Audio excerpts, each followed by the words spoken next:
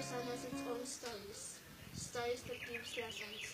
It may end happy, tragic, or sad, but they said love conquers all, or isn't it? My name is Zoe.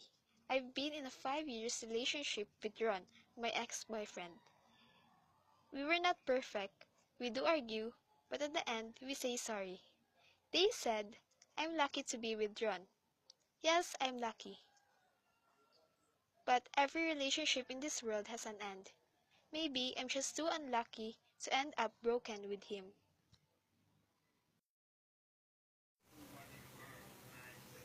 Hi babe, how are you? I love you. I miss you so much. Sorry if I just called you now. I was busy doing my tests to be passed this week. Babe, are you okay? Mm, can we meet? I'll treat you on a date. I really miss our sweet moments together. Uh, okay. So when can we meet? Babe? Hello? Babe?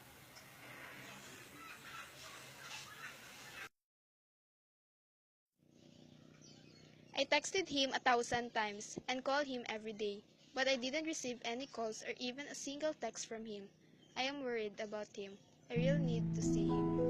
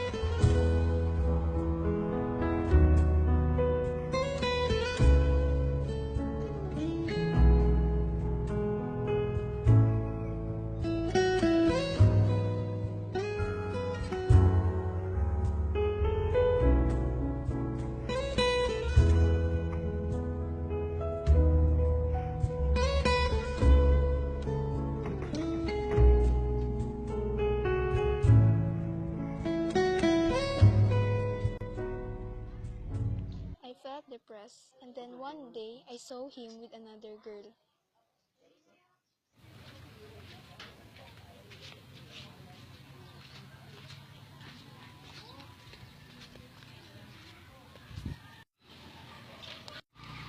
How dare you? After all these months that we've been together, then you will replace me with another girl? All the moments that we cherish, all my efforts that I've given to you. It's better you face me like a man and said that you don't love me anymore. Maybe we are not meant to be. You made me realize that nothing lasts forever.